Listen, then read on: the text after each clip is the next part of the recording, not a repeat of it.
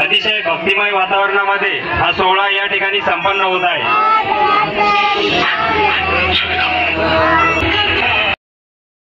आपण सर्वांनी ज्या दिंड्या या ठिकाणी आणल्या, या दिंड्यामुळं खऱ्या अर्थाने या ठिकाणी एक पंढरपुराचं रूप आलं आणि विठ्ठल आणि पुंडलिक हे गुरु शिष्याचं नातं आज आपल्या समोर दिसत आहे, आपल्या सर्वांना या ठिकाणी दिसत आहे।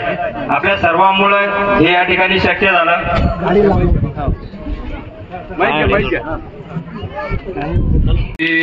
राम हरे राम राम राम हरे हरे, हरे कृष्णा कृष्णा कृष्णा हरे हरे।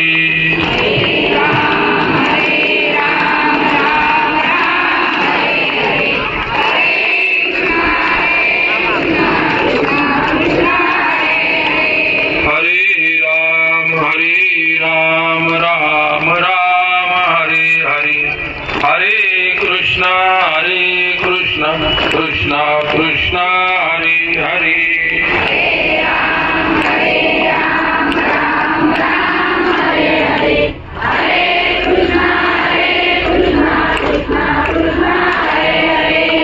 तो भगवान मौली ज्ञानेश्वर जगद्गुरु तुकाराम महाराज, श्री गणेश भगवान।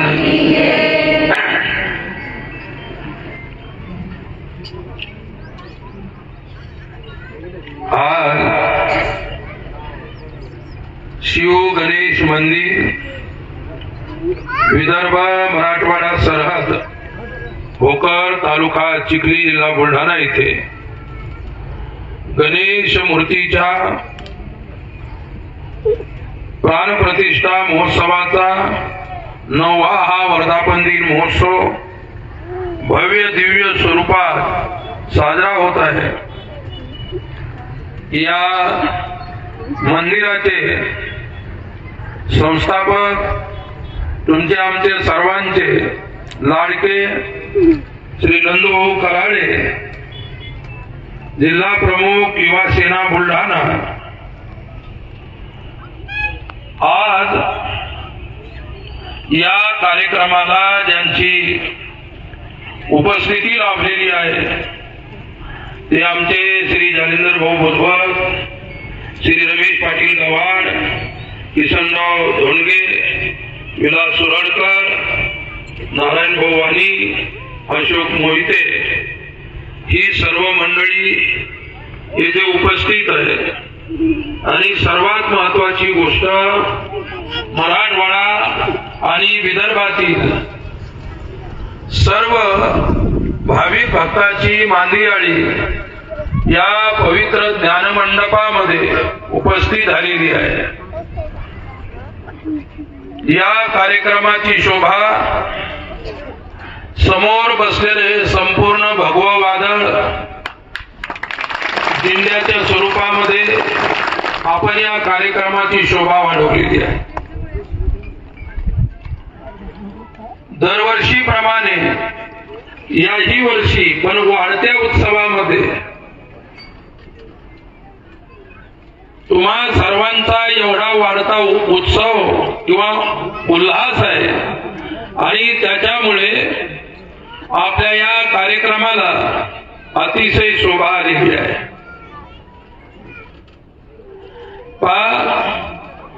कोणताही कार्यक्रम ज्याचा प्रारंभ सुरुवात गरिबीतून होतो तोच कार्यक्रम एक दिवस महाश्रीमंत होत असतो आणि श्रीमंतीतून सुरुवात होणारी कार्यक्रम कधी कधी गरिबीत येऊ शकतात. अथक कष्टाने परिश्रमाने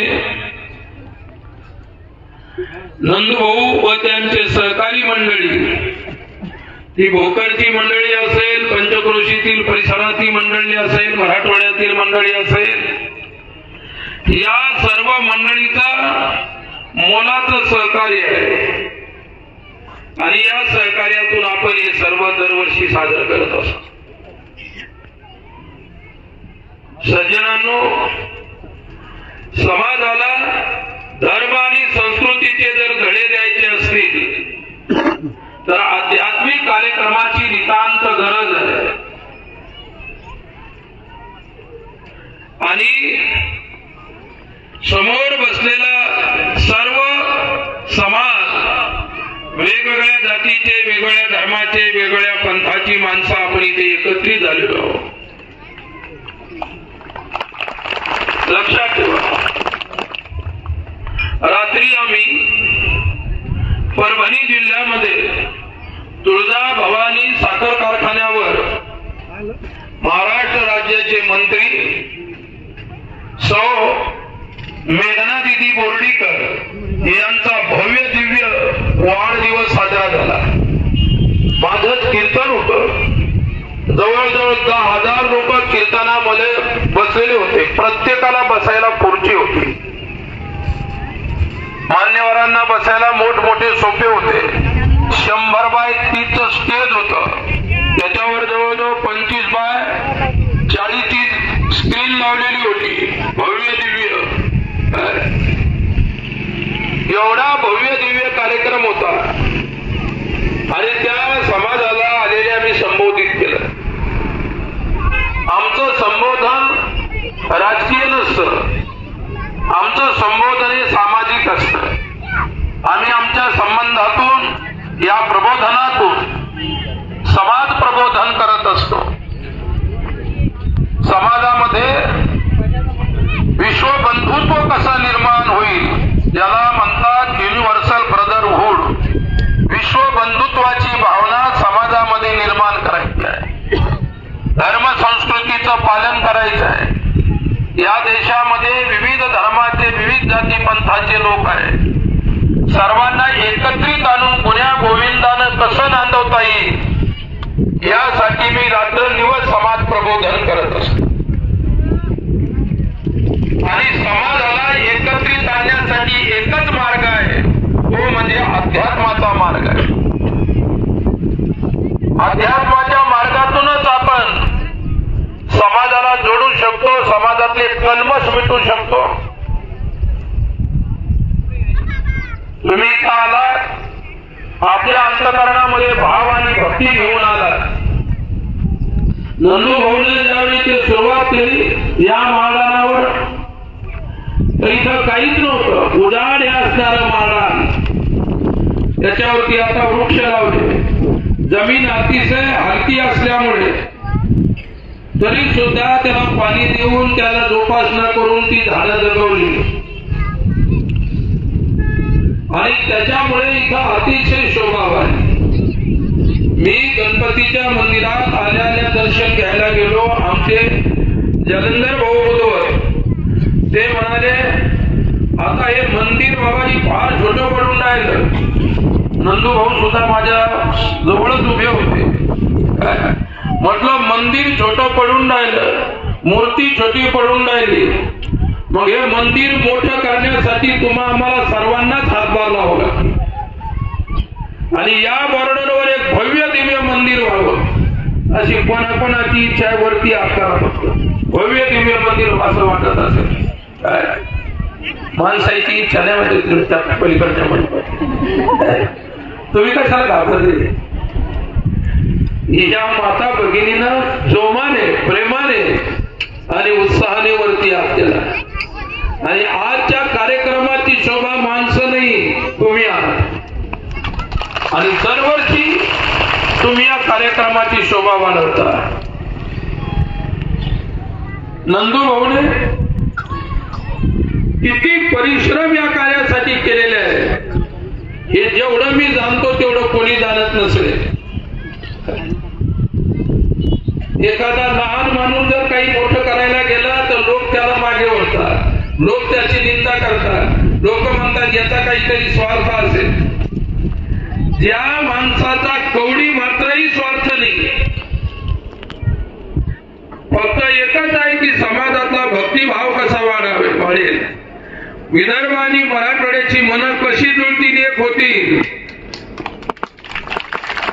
ही एक चांगली जागा त्यांना निवडली. मला ही जागा अतिशय आवडली आणि मीच म्हटलं की आता उजाड माळावर नंदू हो, आपल्याला झाडं लावावं लागतील. झाडं त्यांनी लावली. ती झाडं लहानची मोठी झाली. लक्षात ठेवा, जशी जशी झाडं वाढत जातील तसा तसा आपला उत्सव मोठा मोठा होत जाईल, वाढत जाईल. इथं आपल्याला काही वडांची झाडं लावायची आहे, काही पिंपळाची झाडं लावायची आहे, काही जांभळीचे असतील, काही उंबर असतील, ज्याला अतिशय कमी पाणी लागतं आणि ती मोठी होतात, त्याची सावली सुद्धा मोठी होते. सुरुवातीला आपण जी झाडं लावली ती चांगलीच गोष्ट आहे. इथून जाणाऱ्याचं मन मंदिराकडे छोटस मंदिर आहे, परंतु मंदिर निर्माण करणाऱ्याचं प्रेम फार मोठं आहे. लक्षात ठेवा, आश्रमापासून तर इथपर्यंत पोस्टर आहेत, हे सर्व काही एवढं सजवलेलं आहे. हे सामान्य गोष्ट नाही. उभं करणं ही फार त्या ठिकाणी मोठी गोष्ट आहे. हळूहळू हळूहळू त्या ठिकाणी विकास जरूर होणार आहे. लहान मंदिराचं मोठं मंदिरही सुद्धा होईल. सांगण्याचं तात्पर्य एवढंच आहे, ज्याच्यासाठी आपण दरवर्षी इथे आपली उपस्थिती देत असता, तुमची सर्वांची उपस्थिती अतिशय मोलाची आहे.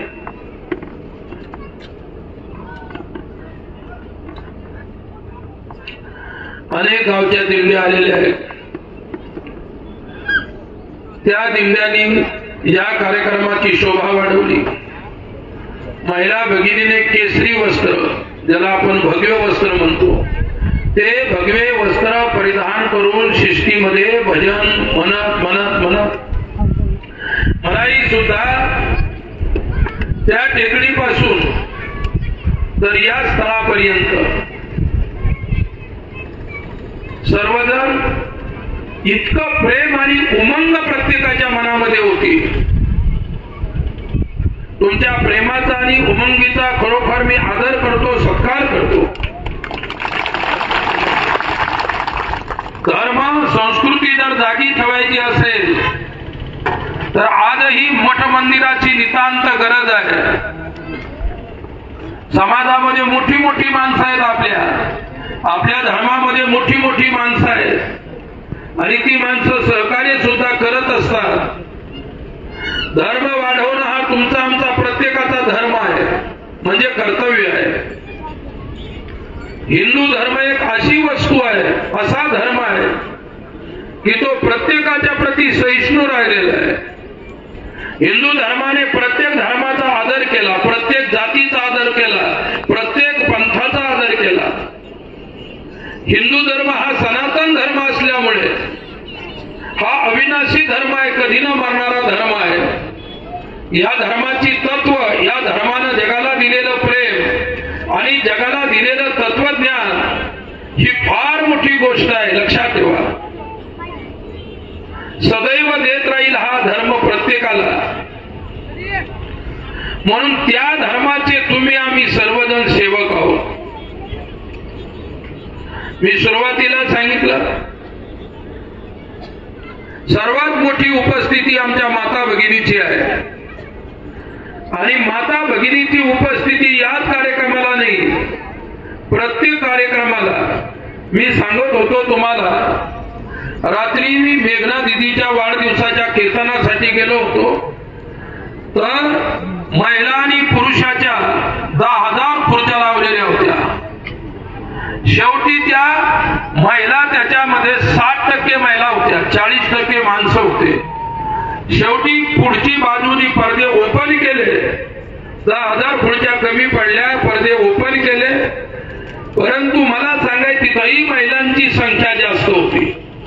एक महिला महाराष्ट्र राज्याची बांधकाम मंत्री, महिला व बाल विकास कल्याण मंत्री, सार्वजनिक बांधकाम मंत्री, 5 ते 7 खाते तिच्याकडे आहेत. आमचं कीर्तन झाल्यानंतर त्या दिदीनं अशा प्रकारचं खूप सुंदर भाषण केलं आणि ते भाषण महिला, धर्म आणि आपल्या मठ मंदिरावरती 4 मिनिट 5 मिनिट बोलली, पण छान. मला म्हणायचे की प्रत्येक ठिकाणी महिलांची उपस्थिती जास्त आहे. कशासाठी महिलांची उपस्थिती जास्त आहे याच्या पाठीमागे फार मोठं कारण आहे. राष्ट्र सुखात आहे, कधी राष्ट्रावर संकट येऊ शकते आणि भविष्यामध्ये राष्ट्राचा उद्धार, उन्नती आणि विकास जर साधायचा असेल तर सर्व राष्ट्रवासियांचं प्रेम राष्ट्राच्या प्रती असलं पाहिजे.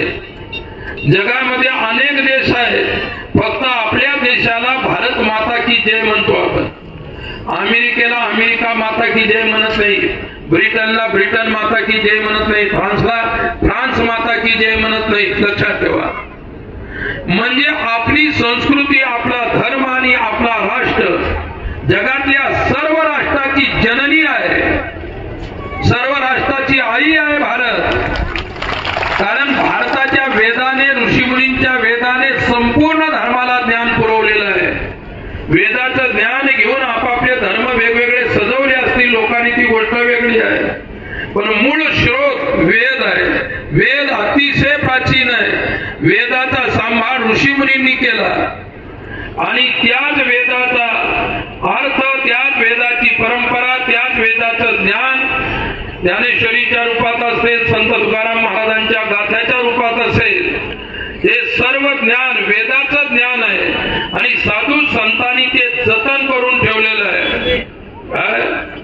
इथं नंदूभाऊला दुसऱ्या प्रकारचंही इथे कार्यक्रम करता आले असते, परंतु त्यांनी कार्यक्रमाचं फाउंडेशन अध्यात्म ठेवलं आणि अध्यात्म या कार्याचं फाउंडेशन ठेवल्यामुळे हे कार्य इतकं वाढत जाणार, इतकं महान होणार. लक्षात ठेवा, याची परिसीमा राहणार नाही. कार्यक्रमाच्या पाठीमागे नंदूभाऊ असतील, त्यांचे सहकारी असतील, सर्वांची निष्काम भावना आहे. या कार्याच्या पाठी निष्काम त्याचं प्रेम आहे. 2 वर्ष तर तो नंदू नुसता रडत राहिला. लोकांनी इतका छेडखाण केली त्याला. आणि ज्या दिवशी कोणीही व्यक्ती चांगल्या मार्गावर जर अग्रेसर होत असेल तर समाजानं नेहमी त्याचे पाय तोडायचं काम केलेलं आहे. आणि हा नंदूभाऊचा आमचा अनुभव आहे. मी त्याला एकच सांगितलं, नंदूभाऊ फक्त घाबरायचं नाही, काय पाऊल रवून चालायचं आहे, डगमगायचं नाही. माणूस न डगमगल्यामुळे तुम्हा आम्हा सर्वांना त्यांनी इथं एकत्रित केलेलं आहे. सज्जनांनो, मला एवढं सांगायचं, आम्हा साधू संतांना एकच फक्त त्या ठिकाणी चिंता असते, ती म्हणजे समाजाची. समाजाला आपलंसं करून घ्यायचं आहे. समाजामध्ये कधी कोणत्याही प्रकारचा भेदभाव वाढवायचा नाही, जाती जातीमध्ये भेद करायचा नाही, पंथा पंथामध्ये भेद करायचा नाही. आपण आपल्या राष्ट्रामध्ये विखुरल्या गेल्यामुळे इतरांना इथे चान्स सापडतो आपल्यामध्ये विक्षेप उभा करण्यासाठी. परंतु ज्या दिवशी आपल्या राष्ट्राचे पंतप्रधान, ज्या कार्यक्रमाला मी स्वतः हजर होतो, रामरायाच्या मूर्तीची स्थापना झाली, त्यावेळी देशाची अखंडता व एकता पाहायला मिळाली. हा देश एक राहायला पाहिजे, अखंड राहायला पाहिजे. या देशाचं जे तत्वज्ञान आहे ते फार उच्च कोटीचं तत्वज्ञान आहे. या देशाला समग्र विश्वाला गुरुता दिली, सौहार्द दिला, प्रेम दिलं, सहिष्णुता दिली. काय अरे अनेकाची ओझी यानं पेलली. 2000 वर्षापूर्वी इस्लाम आला, त्याच्यानंतर इंग्रज आले आणि त्या लोकांनी आमच्यावर अटॅक जो केला तो धर्म मठ मंदिर ही कशी पाळल्या जातील, हिंदू धर्माचा विनाश कसा केला जाईल, त्या लोकांनी याच्यावरती भर दिला. परंतु या धर्मामध्ये वेळोवेळी महापुरुष जन्माला आले आणि त्या महापुरुषांनी या राष्ट्राला राष्ट्राच्या धर्माला वाचवण्याचा प्रयत्न केला. धर्म सनातन असल्यामुळे अविनाशी आहे.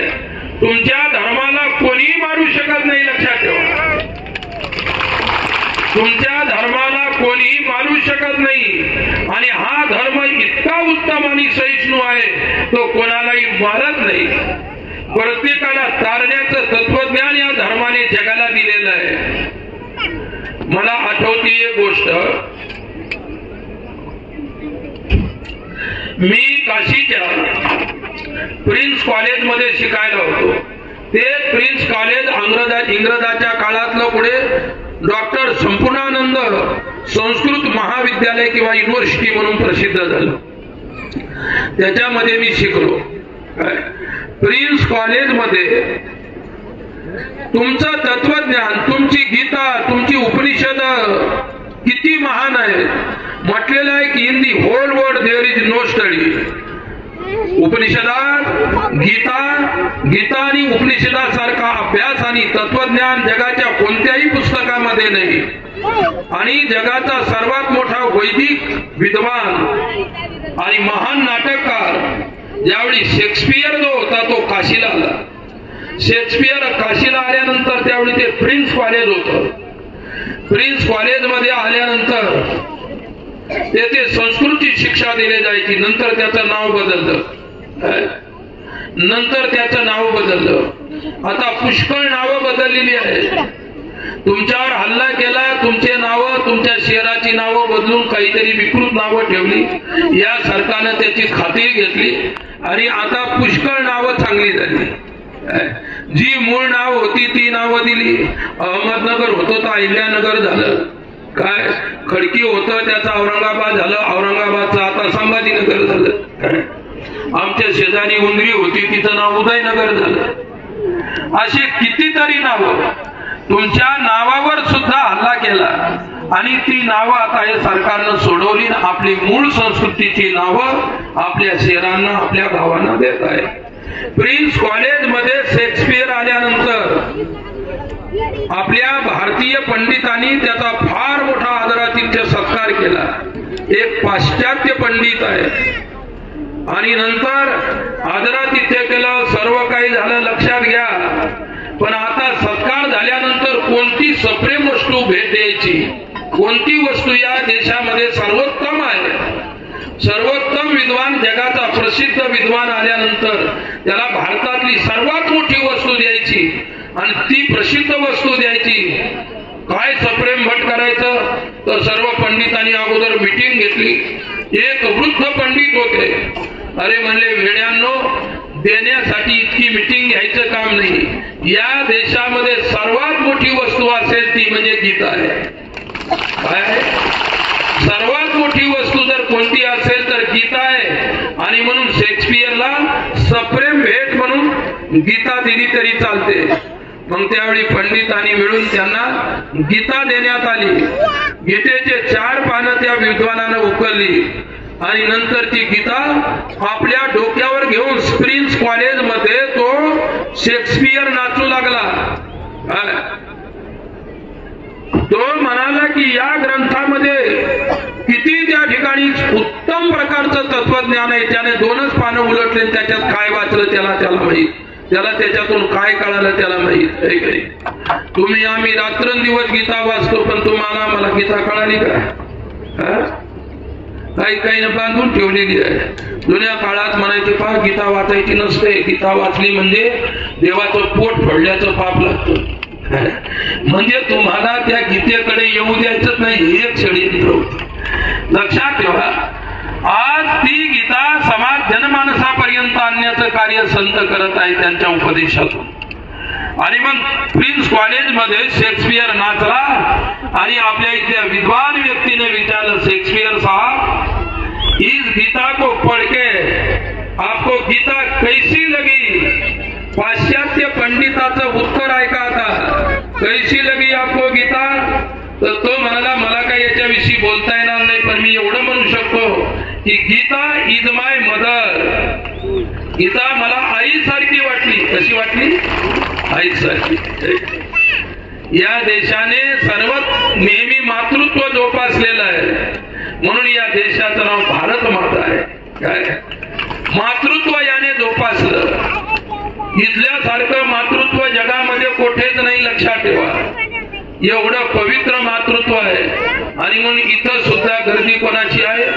आई लोकांची आहे. ज्या आई आहेत त्यांची गर्दी आहे. आणि अशीच जर तुमची गर्दी राहिली तर नंदू भाऊला सांगतो, पुढे नंदू, आपलं मंदिर एवढं मोठं होईल की त्याचा कळस आकाशाला टेकल्यासारखा दिसेल. तुमचं या सर्वांचं प्रेम पाहिजे. आणि आपण आता पुढं करणारा तो मंदिर, प्रत्येकाला आपल्याला त्या मंदिराकरता सहकार्य द्यावं लागेल. एकच गोष्ट लक्षात ठेवा, कमीत कमी 5 विटा तरी आपल्या मंदिराला लागली पाहिजे. कमीत कमी 1 बोरी तरी सिमेंटची आपली मंदिराला लागली पाहिजे. कमीत कमी 50 किलो का होईना लोखंड जे लागेल ते आपल्या मंदिराला लागलं पाहिजे. असं थेंबे थेंबे तळे साचे, जलबिंदू निपातेन क्रमशः पुर्यते घटः, अशी संस्कृत मध्ये म्हण आहे की आपण थेंबे थेंबे तळे साचे, थोड्या थोड्या मदतीतून किती विशाल आपण कार्य करू शकतो याची शक्ती मला माहीत आहे. म्हणून आपल्या तालुक्यातील, आपल्या जिल्ह्यातील सुद्धा मान्यवर मंडळी आलेली आहे. आमचे रमेश भाऊ पाटील आहेत, ते तिकडे मराठवाड्याचं नेतृत्व करतात. तुमच्या तिकडची काही मंडळी, आमच्या इकडची काही मंडळी मिळून या दोन्ही मराठवाडा आणि विदर्भाच्या सरहद्दीवर होणार हे मंदिर आहे. या दोन्हीचा मिलाप करणारी ही स्थळ किंवा हे मंदिर राहणार आहे. काय अगोदर इतकी कठीण परिस्थिती होती, अक्षरशः नंदूभाऊ रडायचे, कसं होईल बाबा? म्हटलं होणारच आहे, तू चिंता करू नको. आणि आता भविष्य एवढं निश्चिंत होणार आहे, लक्षात ठेवा.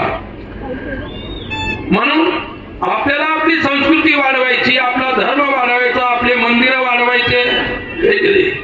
अरे 4 घरात 4 घर जर एका गावात असतील मुसलमान समाजाचे, ते जवळजवळ 1-1 करोडच्या वरती मस्जिद उभी करतात. कुठून पैसे आणतात त्यांचं त्यांना माहिती. मला काही त्याच्यावर काही भाष्य करायचं नाही.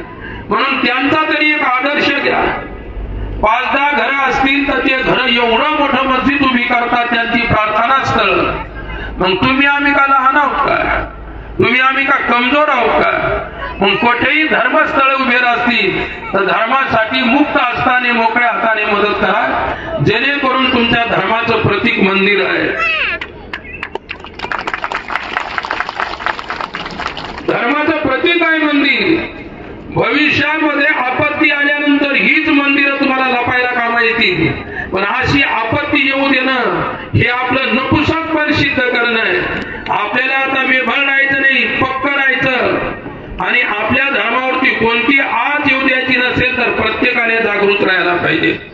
जो आला इथं येऊन त्यानं राज्य केलं, हा देश लुटून नेला लोकांनी आणि धर्मावरती आघात करत राहिले. आमच्या धर्माने एका धर्माला अजूनही शिवी दिली नाही, लक्षात ठेवा. एकाही धर्माला हिंदूनं शिवी दिली नाही. पण हिंदूचेच मठ मंदिरं तोडण्याचा प्रयास लोक करतात. त्यांनाही ईश्वराने सद्बुद्धी द्यावी. मला म्हणायचं की बहुविध जाती पंथानं नटलेला हा देश आहे.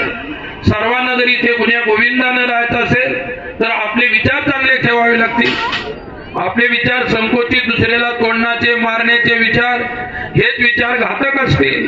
काय म्हणून प्रत्येकाने आपल्या धर्माच्या प्रती निष्ठा ठेवणं हे प्रत्येकाचा धर्म आहे, कर्तव्य आहे. आणि आपल्या कर्तव्याची जागृती व्हावी त्याच्यासाठी अशा प्रकारचे हे कार्यक्रम केल्या जातात की जेणेकरून या कार्यक्रमाच्या निमित्ताने तुम्ही आम्ही येतो. 1984 साली कुंभ होता. यावर्षी सुद्धा कुंभ झाला. महान विशाल कुंभ. 40 करोड लोकांचं टार्गेट होतं. लोक 80 करोड झाले, टोटल झाले. 1 अब्ज लोकांपर्यंत शेवटपर्यंत ही संख्या कुंभात गेली. आणि कुंभात जाणाऱ्यांनी असं म्हटलं की आम्हाला सुविधा मिळाली. इतक्या लोकांची सुविधा कुंभामध्ये होते संपूर्ण जगातले साधू संत तेथे आले, प्रत्येक धर्मातले लोक तेथे नतमस्तक व्हायला आले आणि एवढा मोठा कुंभ साजरा केला. 1984 साली मी स्वतः कुंभामध्ये होतो आणि इंग्रज पत्रकार बाहेरच्या देशातले पत्रकार आले आणि पत्रकार आल्यानंतर त्यांनी पाहिला माहोल की 10,000 लोक एका पंक्तीत बसून जेवतात. जगात असा कोणता देश नाही तिथे 500 लोक एकत्र येऊन जेवतात म्हणून पंक्तीमध्ये बसून. त्या पत्रकाराला विचारलं आपल्या इथल्या पत्रकारांनी की तुम्हाला काय विशेष वाटलं. ते म्हणजे आम्हाला एकच विशेष वाटलं, हजारो लोक एका पंक्तीत बसून गुन्ह्या गोविंदाला जेवतात आणि याच्यापेक्षा कोणतं मोठं प्रेम जगामध्ये नाही. आम्ही या भारताच्या समाजातून प्रेम अनुभवलं. काय अनुभवलं? प्रेम अनुभवलं. तसं आपल्याला इथंही जो प्रोग्राम होतो, जो कार्यक्रम होतो, त्याच्यातून प्रेम अनुभवायचं आहे. तुम्ही महिलांनी दिंड्या आणल्या, प्रत्येकीच्या जवळ प्रत्येक दिंडीला बिना आहे, टाळ आहे, मृदंग आहे, पखवाज आहे, गुन्ह्या गोविंदाने वाजत गात नाचत परमेश्वराचं नाम गीत गात तुम्ही इथं आलात. या भूमीची, या कार्यक्रमाची शोभा वाढवली. आणि मला एकच सांगायचं की शेवटी पुष्कळ बोललो मी, मला आता 2 शब्दात फक्त संपवायचं आहे.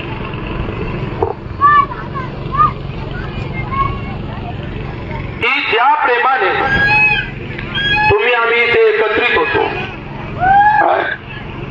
कधी कधी नंदू भाऊचं मन थोडं दुःखी होतं. याच्यासाठी दुःखी होतं की जवळजवळ 30 ते 35% लोक उन्हात बसलेली आहे. काय उन्हात बसलेली आहे की उन्हात बसलेल्या लोकांना सावली मिळावी यासाठी भविष्यामध्ये गव्हर्नमेंटची स्कीम असेल, काही निधी असेल, काही असेल, तर आपण प्रयत्न करून एखादा विशाल डोम जिथे करून ऊन वारा पावसापासून आपल्याला संरक्षण मिळेल याच्यासाठी इथे एखाद्या मोठ्या अशा प्रकारची डोमची गरज आहे, सावलीची गरज आहे. मी सांगितलं जे मनात धराल ते इथं होणारच आहे, त्याच्यामध्ये शंका नाही. आज व्हायचं तर उद्या होईल, उद्या व्हायचं तर परवा दिवशी होईल. एक दिवस मात्र होणार आहे, लक्षात ठेवा. इकडून विदर्भाचा समाज, इकडून मराठवाड्याचा समाज. मराठवाडा आणि विदर्भ म्हणजे सख्खे भाऊ. मी रात्री तिथं मेघना दिदीच्या वाढदिवसाला सांगितलं, तिथं विदर्भातले जवळजवळ 500 लोक आपले होते बसलेले. म्हटलं तुम्ही आम्ही शिवभाऊ नाही, सख्खे भाऊ आहोत. आणि गुन्ह्या गोविंदानं मराठवाडा विदर्भाचं हे पवित्र स्थळ, दोन्ही ठिकाणची माणसं इथं एकत्र करण्यासाठी आपण येत असतो आणि ते सर्व होतं. या ठिकाणी आपल्या चिखलीची सुद्धा सर्व मान्यवर मंडळी आलेली आहेत. आमचे चिखली अर्बन बँकेचे अध्यक्ष श्री सतीश भाऊ गुप्ताजी आलेले आहेत.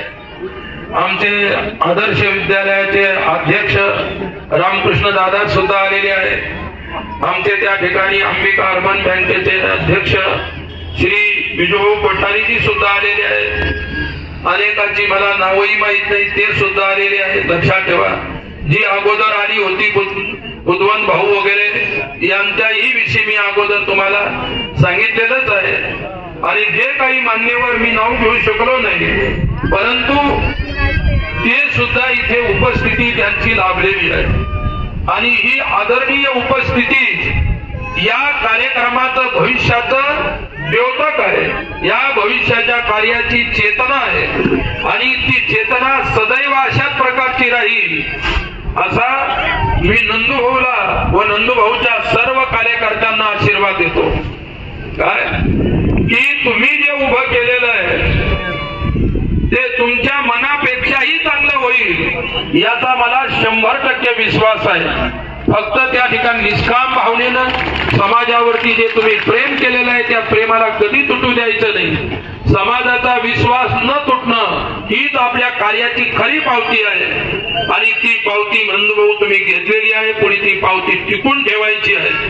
आलेले सर्व जे काही आपले मान्यवर आहेत, भक्त आहे, या ठिकाणावरती प्रेम करणारे विदर्भ आणि मराठवाड्यातली मंडळी आहे. आणि सर्वात ज्यांची शोभा ज्यांनी वाढली ते आमच्या सर्व माता भगिनी, महिला भगिनी आहेत. तुमच्या कर्तृत्वातून पुन्हा तुमची गर्दी का होते करत असतो. देशाला अजूनही सुपुत्रांची गरज आहे आणि या मावल्या एवढा परमार्थ करून राहिल्या, भविष्यात यांच्या पोटी असे सुपुत्र जन्माला येतील ते राष्ट्र व धर्माचं पालन करतील. त्याच्यामध्ये कोणी महाराणा प्रताप असतील, छत्रपती शिवरायांसारखे लोक असतील, छत्रपती संभाजी महाराजांच्या सारखे सुपुत्र तुमच्या पोटी भविष्यातल्या राष्ट्राला उन्नत करण्यासाठी जन्माला यावे अशी परमेश्वराच्या चरणी प्रार्थना करतो. आणि माझ्या शब्दांना पूर्ण विराम देत असताना पुनः एकदा जी भावना बुद्धवत भावने ते मला बोलून दाखवली की मंदिर मोठं झालं पाहिजे, तर आपल्याला सर्वांना प्रयास करून खरोखर या मंदिरात 2 माणसं गेले की 3रा माणसं येऊ शकत नाही. निदान 30-35 तरी माणसं या मंदिरात मोकळी पूजा व उभे राहिले पाहिजे. त्याच्यापुढे सभामंडप झाला पाहिजे आणि होईल याचा मात्र नंदू भाऊ व त्यांच्या सर्व सहकाऱ्यांना आशीर्वाद देतो. होणारच आहे याच्यामध्ये कसल्याही प्रकारचा संदेह नाही. पुनः एकदा आलेल्या सर्व मान्यवरांच्या प्रेमाचा खूप खूप आदर करतो.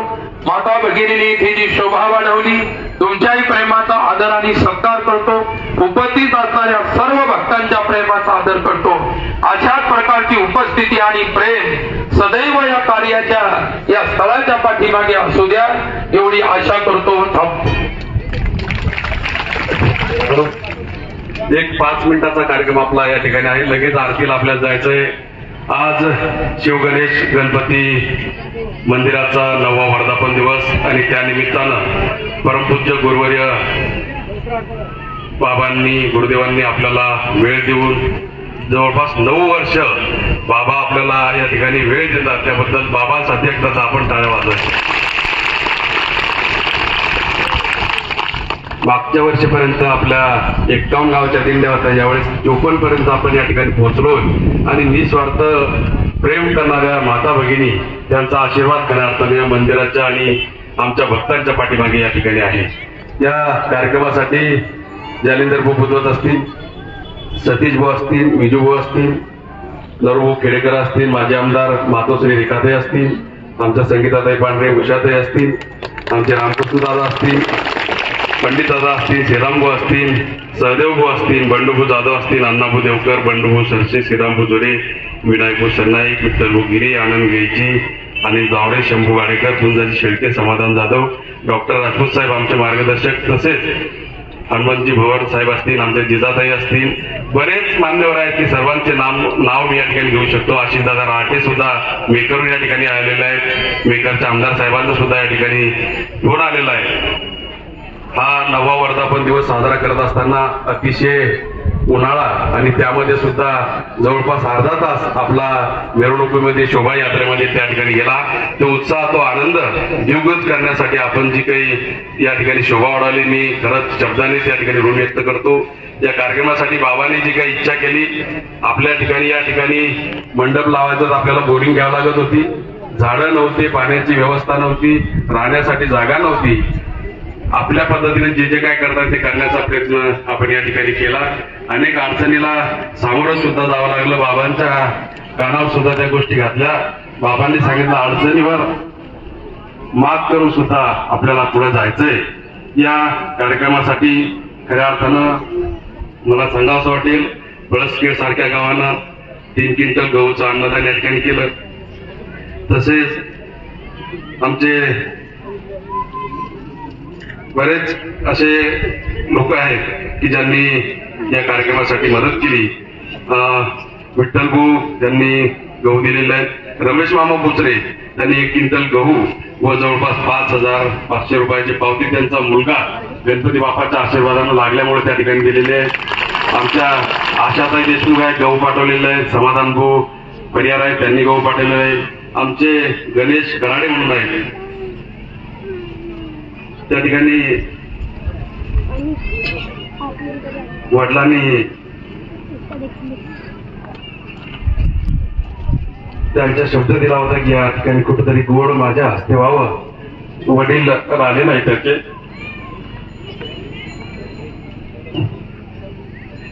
परंतु गोड अन्न आजचा शिरा आपण म्हणतो शुद्ध बीडचा फुटीस फळेरा साळ गोमटी, अशा मुलांनी या ठिकाणी गोड शिरा आपल्यासाठी आणलेला आहे. राहुल डोंगरदे यांनी सुद्धा 3 क्विंटल गहू या ठिकाणी दिलेले आहेत. अशोक मोहिते यांनी सुद्धा 1 क्विंटल गहू दिलेले आहेत. अनेक असे संतोषभाऊ असतील, बऱ्याच लोकांनी या ठिकाणी मदत केलेली आहे. बाबांनी या ठिकाणी सांगितलं की आपल्याला मंदिर उभारायचंय. बाबा या ठिकाणी जवळपास आजचा खर्च होऊन जवळपास 2 लाख रुपये आमच्याकडे जमा आहे. ते आमच्या या ठिकाणी त्या पैशाला कधी हात लावत नाही. या मंदिराचा मुख्य चेहरा जरी मी असलो तरी या मंदिराचा सदस्य अध्यक्ष सगळे समोर बसलेले लोक आहे. आमचा अध्यक्ष कोण आहे, आमचा सदस्य काही कोणालाच माहीत नाही. सर्वच या मंदिराचे अध्यक्ष सर्वच या मंदिराचे सदस्य आहेत. काम करण्याचा आमचा हेतू असतो. म्हणून मंदिर उभं करण्यासाठी आम्ही प्रत्येक महिला दिंडीला या ठिकाणी येण्याचं भाडं व त्यांना 1 टाळ त्या ठिकाणी दरवर्षी देत असतो. आज तुमची जर इच्छा असली तर त्या टाळाबरोबर आपण एक देणगी पुस्तक आपण यांना देऊया. ज्यांची इच्छा असेल त्यांनी टाळाबरोबर ते घेऊन जायचं. 1 वर्ष तुमच्या हातात त्या ठिकाणी राहणार आहे. 50 पावत्या त्यामध्ये आहे. 50 पावत्यामध्ये आपण 100 रुपयाने पावती फाडली किंवा 200ने फाडली तर 5 ते 10 हजार रुपये होतात.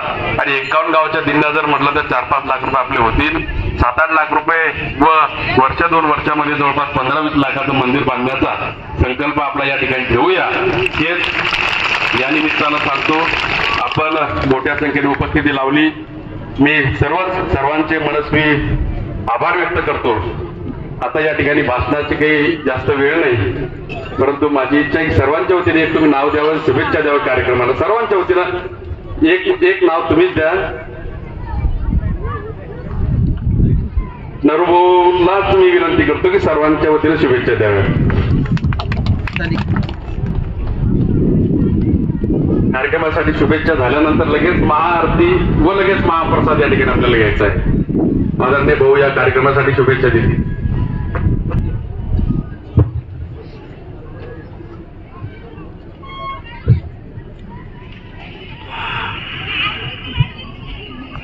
सर्वप्रथम आपलं सर्वांचं या परिसराचं दैवत चैतन्य स्वामी यांना वंदन करतो. शिव गणेश मंदिराच्या गणपती बाप्पाच्या या 9व्या प्राण प्रतिष्ठेच्या कार्यक्रमाच्या निमित्तानं उपस्थित सर्व गणेश भक्त, परिसरातून आलेले सर्व मान्यवर यांनी खऱ्या अर्थानं त्यांच्या पुढाकारानं या डोंगराळ वातावरणामध्ये या उन्हामध्ये सुद्धा एक भक्तीचा संगम ज्यांनी फुलवला असे या शिवगणेश मंदिराचे प्रणेते आमचे युवा सेनेचे जिल्हाध्यक्ष, आमचे सहकारी नंदूभाऊ कराडे, त्यांचे सर्व सहकारी या ठिकाणी दरवर्षीच आपण सर्वच जण या कार्यक्रमासाठी येत असतो. नुकताच 33वा वर्धापन दिन स्वामीजींच्या कृपेनं, आशीर्वादानं जो त्या ठिकाणी पळसखेडला स्थापन झालेल्या मंदिराचा असेल, स्वामीजींनी जे कार्य हातीमध्ये घेतलं त्याचाही संपन्न झाला. त्याही कार्यक्रमाला आम्ही सर्वजण उपस्थित होतो. या ठिकाणी नंदूभाऊ कराडे एक आगळं वेगळं व्यक्तिमत्व, कुठेतरी राजकीय सामाजिक पार्श्वभूमी शून्य, परंतु शून्यातूनच पुढं याला आकार देत असताना राजकीय वाटचाल असेल, सामाजिक वाटचाल असेल किंवा या आध्यात्मिक क्षेत्रामध्ये सुद्धा त्यांचं दमदार पाऊल असेल, हे सातत्यानं ते त्या ठिकाणी करत असतात आणि त्यांना या कार्यामध्ये स्वामीजींचा आशीर्वाद लाभलेला आहे. म्हणूनच स्वामीजी त्यांच्या प्रेमापोटी नेहमीच या ठिकाणी दरवर्षी येतात. मी हे चिखलीमध्ये जागृत गणेश मंदिर असेल, त्या ठिकाणी माझ्या घरी बसवलेली संत गजाननाची मूर्ती असेल, स्वामीजींच्या हातानं प्राण प्रतिष्ठा करतात. तू पहिल्यांदा ज्यावेळेस कृषी उत्पन्न बाजार समितीचा सभापती झाला, असंच मे महिन्यामध्ये थोडं पावसाळा चांगला असावा, चांगले पिकं यावे म्हणून बाजार समितीच्या वतीनं कृषी मेळावा जो आपण घेतला त्याचंही उद्घाटन, त्यालाही आशीर्वाद स्वामीजींनी दिले होते. सातत्यानं आमच्या परिवारावर, आपल्या सर्वांवरच स्वामीजींची कृपादृष्टी असते. त्यांचे भक्त नुसते जिल्ह्यामध्ये नाही, राज्यामध्ये नाही, देशामध्ये अनेक ठिकाणी पसरलेले आहेत. पुढच्या महिन्यामध्ये सुद्धा हरिद्वारला त्यांचा असाच कीर्तन प्रवचनाचा कार्यक्रम संपन्न होणार आहे. म्हणून कुठेतरी आध्यात्मिक क्षेत्रांना झपाटलेलं आपल्या भागातील एक नेतृत्व नंदभाऊ कराडे यांच्या पाठीशी आपण मंदिर बांधण्याच्या रूपानं असेल, उद्याचे सभामंडप असतील, उद्याचे जे जे काही त्यांच्या कल्पना असतील त्यासाठी आपण सगळ्यांनी नेहमीच सहकार्य करत आले, त्याच पद्धतीने सहकार्य करत राहावं अशी अपेक्षा या ठिकाणी व्यक्त करतो. आणि आपल्यामध्ये जास्त वेळ न थांबता पुनश्च एक बार स्वामींजी या ठिकाणी नेहमीच येतात, त्यांच्याबद्दल या ठिकाणी कृतज्ञता प्रकट करतो, आभार प्रकट करतो. आणि आपण सर्वच जण या ठिकाणी निश्चितपणे या गणेशाच्या कृपेनं आपल्या आयुष्यामध्ये या ठिकाणी जसं सांगण्यात आलं कुठेतरी एक बदल या देशामध्ये व्हावा. आपल्या माता भगिनींनी कुठेतरी चांगले संस्कार आणि छत्रपती शिवराय असतील, या ठिकाणी महाराणा प्रताप असतील, महापुरुष संभाजी सारखे निर्माण व्हावेत, त्यांना संस्कारक्षम करावा अशी अपेक्षा व्यक्त केली. निश्चितपणे याच पद्धतीनं मीही ती अपेक्षा या ठिकाणी पुन्हा एकदा पुनर्लिखित करतो. आणि पुन्हा एकदा स्वामीजीचा आशीर्वाद, संत गजाननाचा आशीर्वाद, गणेशाचा आशीर्वाद आपल्या सगळ्यांना लाभो अशी प्रार्थना करतो. थांबतो. धन्यवाद भाऊ. आता लगेच आपल्याला आरती घ्यायची. या कार्यक्रमासाठी कपिलदादा खेडेकर, दीपक देशमाने, बरेच मान्यवर या ठिकाणी उपस्थित आहेत. विनू बापू देशमुख, आमचे दाजी नंदू पाटील असतील, निवडे सर असतील. आता सर्वांनी आपल्या आपल्या जागेवर उभं राहायचे. बाबा मंदिरात जाणार आहे आणि आरती झाल्यानंतर लगेच महाप्रसाद या ठिकाणी होणार आहे. सर्वांनी बाबांना जाण्यासाठी जागा या समोर या ठिकाणी द्यायची आहे.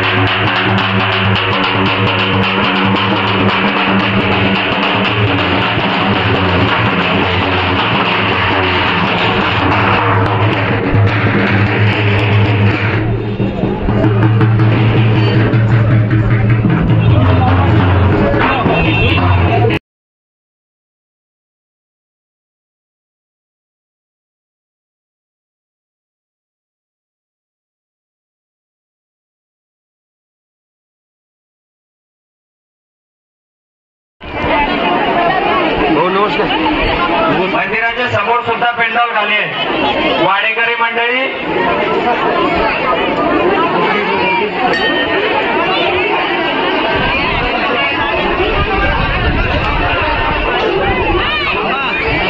महिला मंडळींना विनंती आहे की वाडेकऱ्यांसाठी रस्ता सोडा, मधात बसू नका.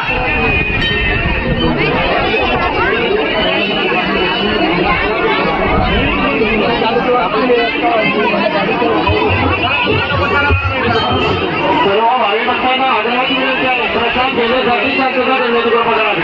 सर्व भावी भक्तांना आदराची विनंती आहे की त्यांनी प्रसाद घेण्यासाठी थोडी शांतता ठेवावी. आणि तसेच वाडेकरी मंडळी सार्वजनिक साहित्य घेऊन हजर राहतील. वाडेकरी मंडळी मंदिराच्या समोर पंडालमध्ये सुद्धा महिलांनी पदाची मागच्या सभामंडपामध्ये बघा शेतच्या बाजूला वाढण्यासाठी जागा लावल्या. त्या महिलांना आग्रहाची विनंती आहे त्यांनी थोडं बाजूला बसा. मंदिराच्या समोरच्या पेंडॉलमध्ये तिथंही जागा बसण्याची जागा आहे. त्या भावी भक्तांनी थोडं भाषण आणून तिथं पंगत बसण्याची कृपा करतील. मंदिराच्या समोरच्या पेंडॉलमध्ये सुद्धा महिला जेवण्यासाठी बसतील. सर्व भावी भक्तांना आग्रहाची विनंती आहे महाप्रसाद देण्यासाठी थोडी शांतता करा. सर्व भावी भक्तांना आग्रहाची कोणीही महाप्रसाद देण्याशिवाय घेतल्याशिवाय जाऊ नये ही आग्रहाची विनंती आहे. त्या मंदिरासमोरची गर्दी थोडी भावी भक्तांना आग्रहाची विनंती आहे मंदिरासमोरची सर्व भावी भक्त बाजूला उभे राहतील.